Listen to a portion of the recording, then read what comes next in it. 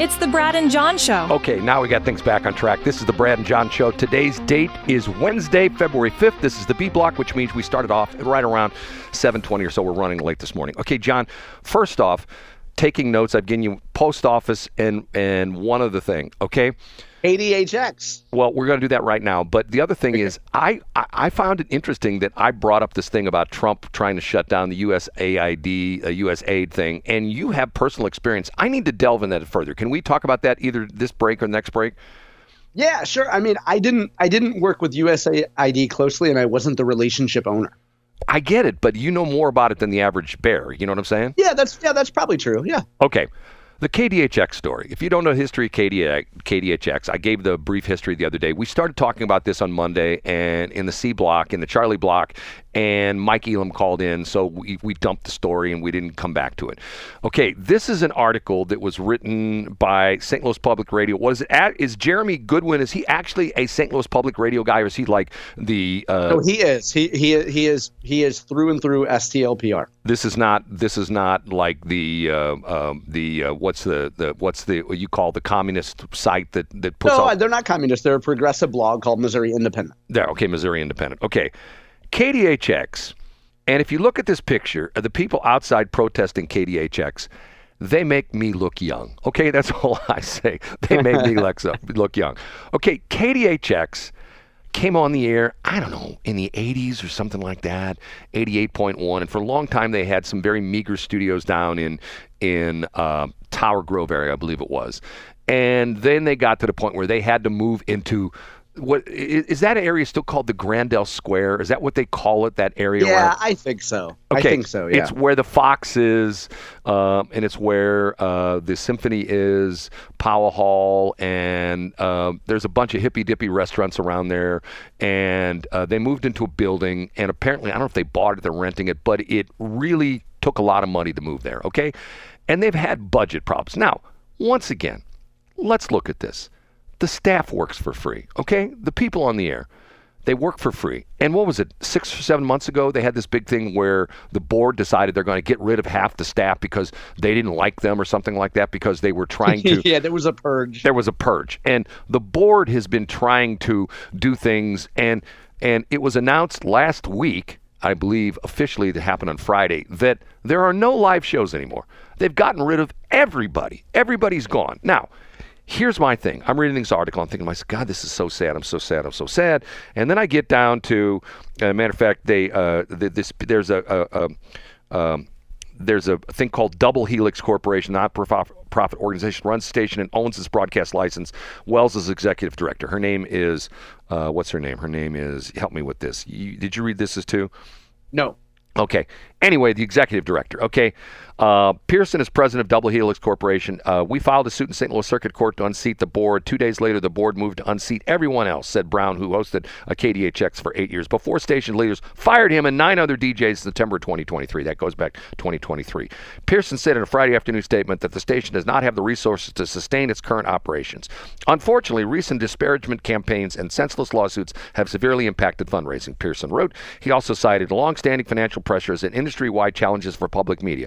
No S. Sherlock, okay? The grim milestone for KDHX does not necessarily mean the end. Hold on, I got a cough here. Okay, it goes on to say, quote, our board is... God, hold on a minute. It's that feather in my throat. Our board is actively exploring options for the future of KDHX to continue fulfilling our mission of building community through media, Pearson said. Now, it goes further down, and I read the story, and I get down to a paragraph, about the 10th paragraph down. And get this. The Friday statement makes no reference to KDHX's broadcast license. That's critical, and I explain that in a minute. After Friday's move, and it says, but it did not reference Wells' status as executive director. Hold on a minute. God bless. That's what happened when you get 89. Okay, this is the crucial thing. As of 2023, Miss Wells' salary was $106,000. It's surprising she works for that little money. Like, who with any self-respect would work a full-time job for less than, I don't know, $175? John, this is my problem. This is my problem with the not-for-profits. Okay, they're getting rid of the staff that doesn't already get paid. And she's making $100K. She's actually, they say her salary, this is in 2023, $106,082. Okay. Don't you think she should work for free? No. John and I were going to disagree on this. Okay. Yeah, we're just going to, you're not going to get anybody talented to work for free. Well, you're going to get volunteer level quality people, or you're going to get some 80-year-old cripple John, who doesn't have any other options, who wants to run the station and is way out of touch. John, I disagree with you. Okay. I'm a 52-year veteran of the radio business. Okay. If they called me up right now and said, Brad, would you do this for $1? I go, yeah. When do I start? I'm telling you, because, and I can give you the names of probably a dozen people in the St. Louis area, a dozen radio people who are retired right now, that if I called them up and say, hey man, KDHX is in deep trouble. They need somebody who really knows what the hell they're doing. There's no money. Would you do it for free for a year? And I could get 10 people. I could make the call starting at 9 o'clock this morning. I could get 10 people and say, yep, I'll do it. And, hey, there's a sucker born every minute. Get to the broadcast license, Brad. Okay, the broadcast license is, I think that what they're doing, they're getting ready to sell the station.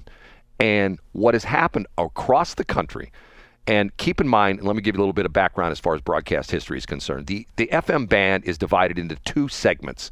88 to 92 is what they call the non-com, the non-commercial, the NCE band, non-commercial educational. Okay, and 92 and above up to 108 is the commercial band. Years ago, it used to be, and this is the problem I have with my problem with KFUO, it used to be that the non-commercials, if you were a non-commercial, you could not be in the commercial bandwidth. You could not be in the 92 to 108. They changed that. So now you got all these Christian stations popping up between 92 and 108. And what's happening is the stations that are bound, they're between 88 and 92, they cannot do advertising. They can do, and there's a whole interesting story that's going on about NPR. But what's happened is, hold on a minute. I apologize. Okay.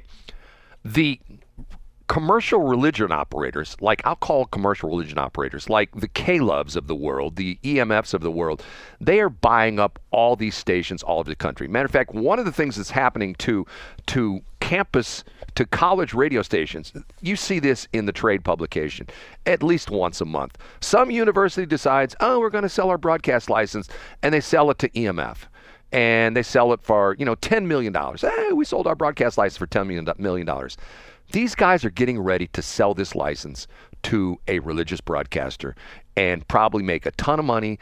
And the way the board's probably set up, they probably are going to pocket they're going to pay off their debt, and the board members are going to get a payout. I'm saying that. I don't know for sure. I'm just saying it. And I think it's sad with a capital S-A-D. I think it's a horrible situation. And the problem with this is you got Looney Tunes who are running the place, who have done all this crazy weird stuff. You got people who volunteer at the radio station and you fire them? Explain that to me, John. Why would you fire? That would be like me going, like, if when I was like chairman of the bell ringers thing for St. Charles County for the Salvation Army, and they made me the chairman. I say, okay, you're a volunteer. You're fired. You're fired. You're fired. You're fired. No, I want those people to help us, and they did help us, and they continue to help organizations like the Salvation Army. Like for a guy who is super involved with the Salvation Army, at least he used to be, I don't know if he still is, Mike Summer, who you and I have talked about before. Him, his wife, very involved in politics. He's the CPA that handles a lot of the treasurer duties for a lot of people running for office. So I think, Brad, to answer your question, I think I distracted you from the question. To answer your question, it sounds like there's some kind of, it's just a personality thing, right? It sounds like maybe the people who were volunteers, the leadership viewed as rabble-rousers, or there seems to be, like, the way that you describe it, Brad, it certainly wouldn't make organizational or business sense to fire these people. So maybe it just had to be personal. Like, were the people who were on air, were they just a bunch of jerks or what? No, here's the attraction to KDHX, and it sort of goes back to the early days of Keishi, okay? each guy on the air could pretty much play whatever music he wanted. So the morning guy, let's say he was into Grateful Dead and the band and stuff like that. You heard a lot of Grateful Dead in the band. And the guy who was on from like Mark Close, who was, I don't know when he was on, from 10 to 2, he played a lot of Grand Funk Railroad and Led Zeppelin and stuff like that. Okay, that's the way KDHX was, is each station, each person on the station had its own flair, their own little area that they concentrated in. I told you for years on Sunday morning, I'd driving around, I'd listen to, they had a lady on there who did a cappella only. It was like 2 hours of a cappella music. It was wonderful. And that's what they did, each person. Now, I have to admit to you that the people that work there are a little bit on the quirky side, and maybe the whole place is like Quirk Central, but why in the world would you steal the attraction of that station, of having these individuals who have interesting shows? In the old days of radio, they used to call it, there's in television and to a certain extent radio, there's what they call block and strip programming.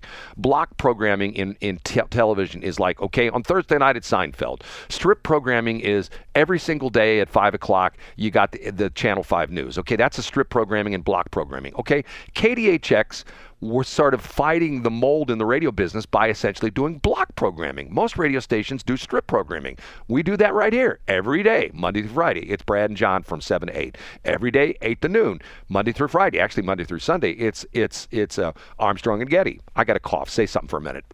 Yeah.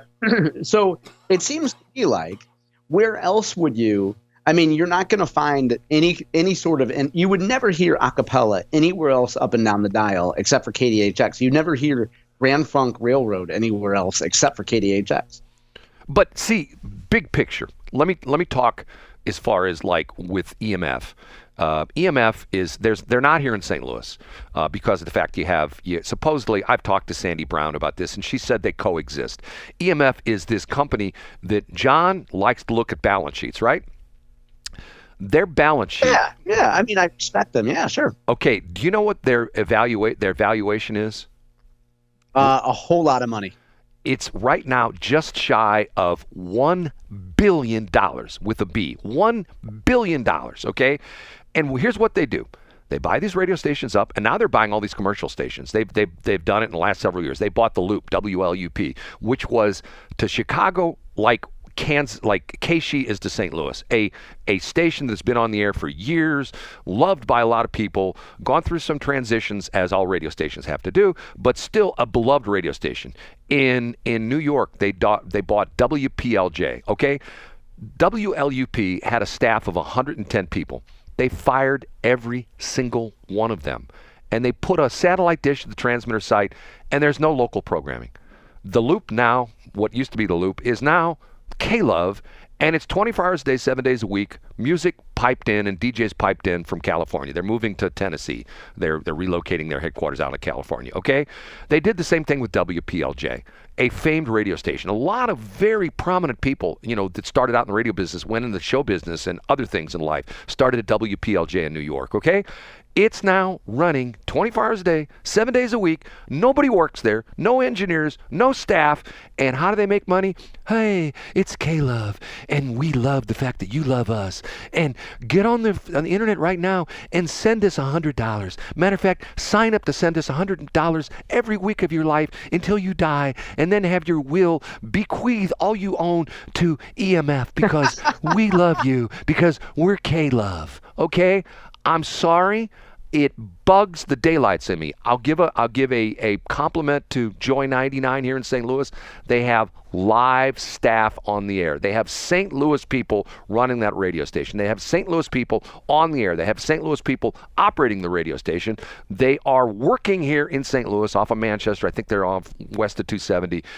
And it's all live and local. It's not like this garbage religious radio that is all up and down the dial now. There's relevant radio. And once again, they've got I don't know how many hundred stations around the country, And it's all the same crap. There's nobody that works there. It's a little box that receives this off the satellite. It goes from the satellite receiver into the transmitter. There's nobody local. The only thing that's local on these stations, the only thing that's local on the cable love stations, at the top of the hour, by FCC mandate, we have to give the call letters. And in this case, we say, at the top of the hour, we say KSLQ FM Washington. Okay? That's the only thing that's local on any of these stations. They don't do anything in the community. KDHX, local station, local place, down in Grandel Square. Up until recently, local people work there. Now there's nobody on the air anymore. And I don't even know what they're doing. I mean, are they, you know what? We need to call them up. Maybe they need to run the Brad John show 24 hours a day. What do you think, John? I think they should. First of all, EMF is not to be confused with AMF, which you taught me about. Which is the old bowling machines, right? Yeah, it's that and adios, MF. Right, adios, MF. Or if you talk to the Harley guys, do you know the interesting angle of AMF with Harley? I don't know. There was a time when Harley was sold to the AMF company, which was a big multinational company. And one of the things a lot of people remember about AMF, if you're back in the day, they used to make bowling machines. Brunswick and AMF were the big companies that made the machines, the bowling alley machines, the pin setters and stuff like that. AMF bought Harley and went through a bunch of budget cuts, and there are people who won't touch. There's a certain age range of Harleys that nobody will buy. I shouldn't say nobody will buy, but nobody wants them because of the fact that they were built during the AMF years.